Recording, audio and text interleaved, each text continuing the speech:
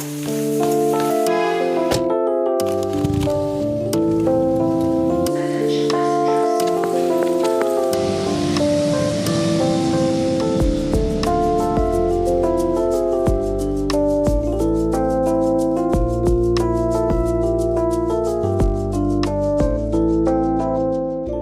everyone, and welcome to the 6th episode of the Dear Expats podcast. I'm here today, my name is Julia, with my co-host Polina.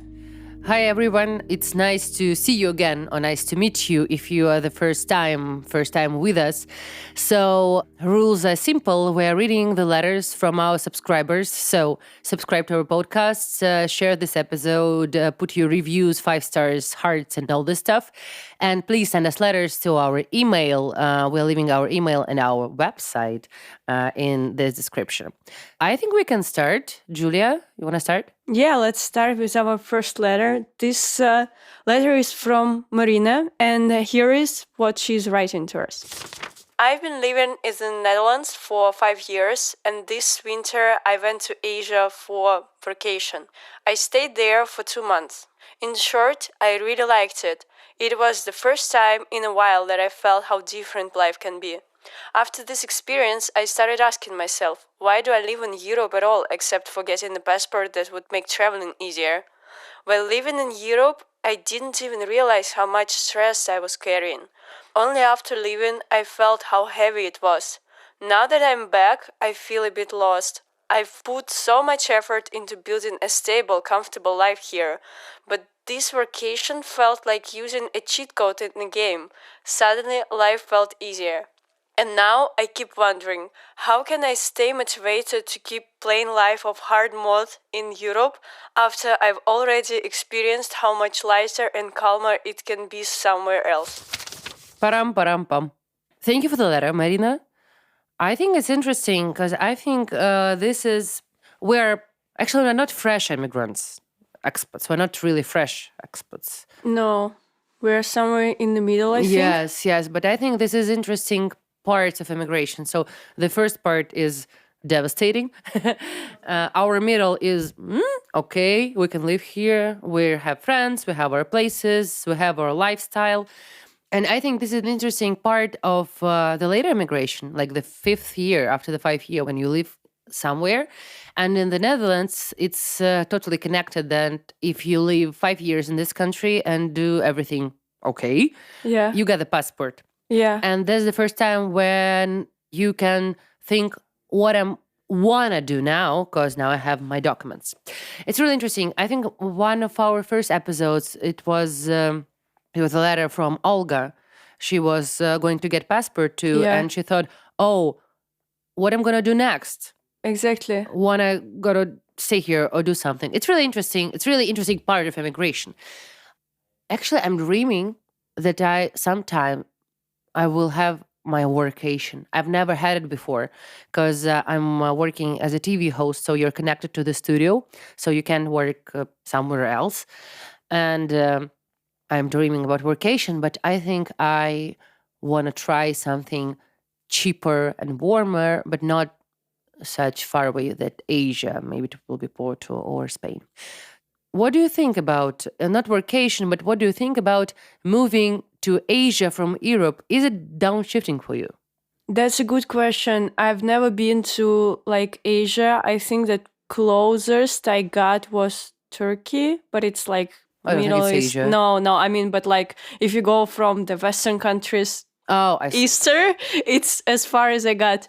But I wanted to add that I also know a couple more people who are close to their citizenship, and they're I'm leaving straight away after I get a passport. It's also, from what I know from the news, it's kind of wide problem in the Netherlands. Oh, really? I never heard it before. Yeah, they have it. I think part of the reasons why they want to extend the time that you need to be there to get a citizenship, and that's something that they discuss. But yeah, it's really interesting for me. I don't really understand why it happens, because as I'm at that stage in my immigration when I'm still terrified of the thought that I have to move somewhere again. So like whether it's Asia or just another country where I have never lived, I don't feel really attracted by the idea. Maybe. And also, I think that maybe the problem why people want to leave the Netherlands after the 5 years, because I think most of the people didn't choose the country, they've chosen a job. Yeah. And that's why when you're trying to live in a country which you didn't choose, it's could be hard. Like, okay, I have my great work, I have my taxes possibilities to pay it less, and it's a very comfortable place. It's safe, and you can watch tulips in April. But also, you didn't choose it, and maybe when you got a passport, you said, "Okay, now I can choose." That's why. I think, but I'm a really conservative person.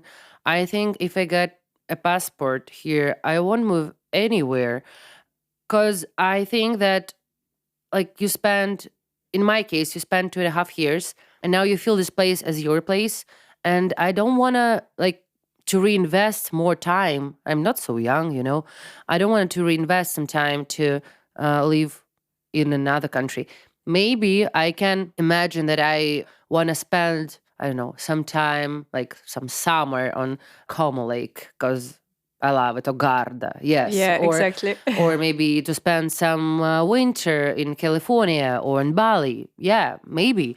Or maybe to born a kid in some place where you can get a passport to this kid. But actually, if I got a passport here, I think my Yeah, kid yeah. will You get a better passport. So I can understand this, or go to South Korea to make some cosmetology things. But I think if you are so happy that you have your base and basement, a new one, I think that making a new one, a new one, it needs so many feelings and energy and all this stuff and mental strength. Yeah, but I also like when you were saying about like sticking to the place where you ended up settling, I think that there is like a very thin line between like you're gonna stick to it until you love it and like it's really not yours, and like even reinvesting twice as much energy to move again would be worth it. So it's very important like to listen, I guess, to yourself on that point and be aware of like what's real life. So thank you, Marina, for your letter. If you'll choose to move to Asia, just send us one more letter. I think Exactly. it would be the really great and interesting process. And I think we need to move to our second letter of this episode. Hi everyone, my name is Sanya Aksonov and I'm a football script writer. Yeah, Football can have script writers? it's like football themed scripts, I guess. Films about football? Okay. An amateur director. What means amateur director? Like starting at this point. Ah, he's like, okay, he's becoming a director. Yeah. Okay, I got it. I live in Barcelona, a city that speaks Spanish and Catalan, while I speak Russian and a bit of Italian. To be honest, I'm more familiar with and fond of Italian cities, though French ones will do in a pinch. The Spanish mix of Latin and African influences became an unexpected and tough barrier for adaptation. At the same time, I couldn't find an apartment. In the summer of 2023, I was working with an agent who would disappear for 10 days at a time. Over a month and a half, we only managed to view 4 or 5 apartments. One day, I was walking through the city and stopped, not sure if it was raining or if I was crying. I decided it was rain. It's so script writings and directing matter. Okay. That said, Barcelona is an amazing city. I feel it now, and I'm slowly falling in love with it more calmly. Here's what I needed for that to happen. First, help from my friends. Whether it was a beer together, financial support, advice, or all of the above, I'm incredibly, deeply grateful to them. Thank you so much, my friends. Second one, a new realtor. Thanks to my friends for recommending them. If anyone needs contact info, I'll share it. They're the best realtor I've ever worked with. Wow. This is really great contact. Medications. Thanks to my neurologist. The conclusion is simple. 99% of people relocating should avoid choosing cities where they don't have close friends or potential ones. Also, it's best not to move to a city without a coastline and a major airport. The sea balances things and the airport connects and shortens distances. Despite the moves, you still need to stay close to your people. I love this letter. I think I really can connect to it. And I was kind of laughing about Sanya. Sanya, I'm deeply sorry, but I'm sure that that is true. I never had friends in Netherlands, but I knew a couple people from my university. But I'm kind of happy one because I moved with my work, so a lot of my colleagues were here, and I totally understand that it would be much harder without them. But first half of a year, I was living without them because all my colleagues lived in another European country, in Latvia. And it was really, really important. And actually, I was thinking about Barcelona because my closest friend, Nastia and Denis, are living there right now. And they in love with Spain and Barcelona. And I think when you find not only friends, but friends who are in love with this place, it's much, much better and easier for you to connect with it. And medications and realtor, really important too. I'm the person who just changed. This is my third permanent apartment and fourth apartment in Netherlands for 2.5 years. It's a lot. I've never moved before in my life before the Netherlands.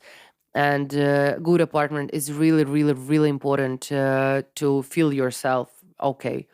And have you found friends here? And is it important to you, or is have friends like in your phone is enough for you? That's a good question. I mean, actually, part of the reason why I moved to the Netherlands is because of the friend circle. When I decided I want to switch the university, back when I was still in Italy, there I lived without any connections. And then I decided I want to go to a better school. And I was actually choosing between the one in London and one in Rotterdam. And while like the UK's one was much more prestige, I still chose Netherlands partly because it's a way to stay closer to people I know. I know some people who live in Amsterdam, and I mean now I know a lot of them, but back then I knew a couple, and it was still already much better than it was for me in Italy in that regard. And I also wanted to stay in Europe so I can like travel easily to visit my friends in other countries like in Austria and in Spain as well. So yeah, it was definitely very important for me. But when I first moved to the Netherlands, I didn't get this feeling that you can easily go out with your friends because all of them were in Amsterdam and I studied in Rotterdam. And while it's just 1 hour ride with the train, it costs 17 euro. And Yeah, but also I think 1 hour in Moscow, for example, it's nothing. different. And 1 hour in Netherlands, this is like a trip. Exactly, yeah. So like your perception of distance changes. And I haven't made many trips when I was still living in Rotterdam. So there was another thing to maybe like top the Sasha's list that helped me. It was finding like a place in the city that kind of reminded me of home or was just like comfortable for me. I think for Sasha, it was the seaside. For me, actually, it's also big water that does it for me. And there was like this huge lake in my neighborhood in Rotterdam. If any Dutch listeners familiar, it's the Rotterdamse Bos, I think. No, it's it's Kralingen Platz. I moved from there a year ago and I forget toponyms. I'm sorry. So it's like a huge lake and there is a park around it. And if you go around the lake, you can see these tall business buildings. And it kind of reminded me a bit of this district in Moscow, which I was living close by in my last apartment there. So when I've discovered it, I kind of felt more like regulated by this familiarity to my original home country that also helped me in this period when I was already closer to my friends but still kind of far from them to manage another move. So finding just like a small place of the city that you don't hate if you don't like the city at the whole is very important as well. And there's a great idea about seaside and airport, which Sanya mentioned. I really love sea, and I could be happier, and if we have this warm like normal sea, like vacation sea, not ours. But actually, I think the first summer I was swimming 6 or 7 times in our sea. This is quite a lot for everyone. A lot. Yeah, yeah. And airport, it's really interesting. If you have an option, just choose a popular touristic city for yourself. Yeah. Because this is like the more chances that more people will visit you. Yeah, and the flights would be much cheaper. Yes, but I think Barcelona is much easier to visit than Amsterdam because Yeah. it's cheaper. Yeah. Flight tickets much cheaper too, and it's warmer and all the stuff. Yeah, so I think that maybe I don't want to move right now, but in my first year, I think it was only my first month of immigration. I went to Barcelona to visit my friends to spend my first birthday with them. And I thought, oh, why couldn't I choose Barcelona? It's so warm and open and blah, blah, blah, blah, blah. But I totally understand that there's different problems with bureaucratic system. It's different from Dutch, but it's hard, really hard too. And you can't use your English as wide in the Netherlands. You need to learn Spanish. So different problems and different immigrations. But yes, I love this letter too.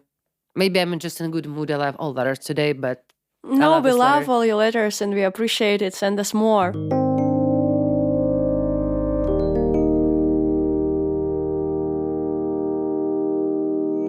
Okay, so it's time for the third letter, and it's my turn today. Yeah, Polina, it's your story that we are going to hear. Yes, my story is after 2.5 years in immigration, I think my profession is content creator in wide ideas. So I'm doing podcasts, I'm doing videos, I'm doing texts, I'm doing TV shows and all this stuff. And I'm doing this for the last 6 or 8 years. So I think I'm not the best, but I'm like pretty good at it. I'm like medium professional. And after 2.5 years of immigration, I totally understood that I need to start to make the content on not on my native language, not on Russian language. So this podcast is the first step in it. But our podcast is kind of personal project for me. So I'm doing with my friend. We're thinking and talking about the problems which are really related to us. But also I've started to make content, not like my personal content, like regular, normal content, which I'm used to make in Russian language. So we've started 2 YouTube channels, only one right now, but we're going to start more and more.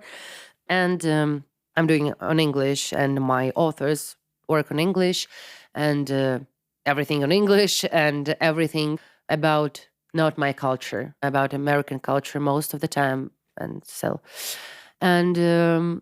I feel really not uncomfortable, but I'm really unsure about all my steps because I'm not sure that I know this culture and I know this whole cultural code, because I think the Russian cultural code was the main professional interest for me. And a week ago, I went to sauna in Amsterdam, and I took a paper book. It was Nabokov, and the name of it is King, Woman, Jack, I think. So this is like 3 cards. I don't know how to translate it in Russian names. Король, Дама, Валет. And this is his second big book. And he was in immigration too. And his first book, named Mashenka, this is about people who emigrated from Russia, from Soviet Union to Germany. And this is a story about hostel, actually.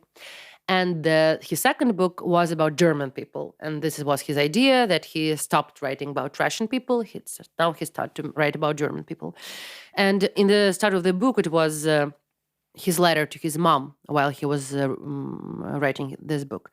And I will translate it somehow. So it was like this. I'm writing my second book. I really love it. I think it's going to be like the best one and all this stuff. I will finish it before the summer. It's really boring for me to write without Russian characters. I invented one, but then I remembered my idea and killed him, and now that's okay.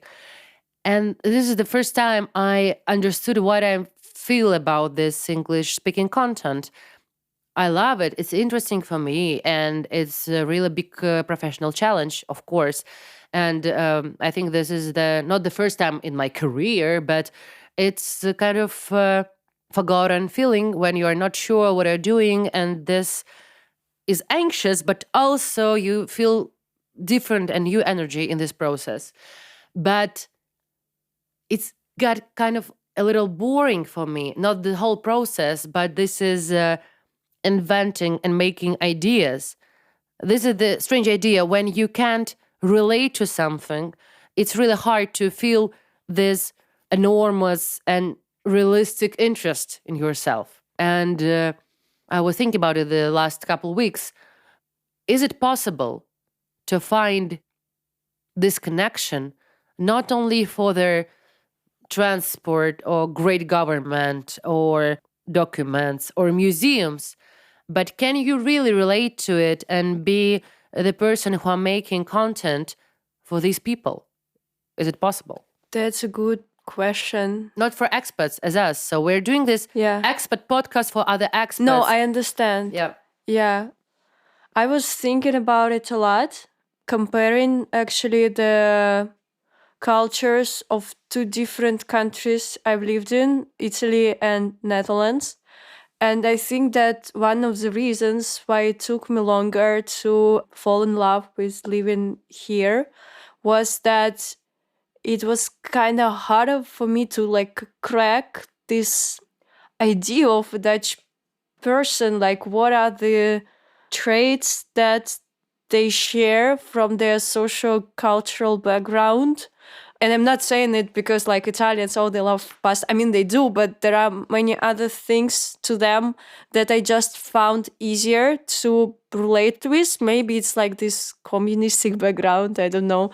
But I mean, I was still a foreigner, but I found it easier to attach there than here, because it's really like a process of you first need to really, I guess, dig into this cultural codes and deconstruct it somehow. And you don't have to do this normally with your native culture, because you raised in it and you're like a native speaker.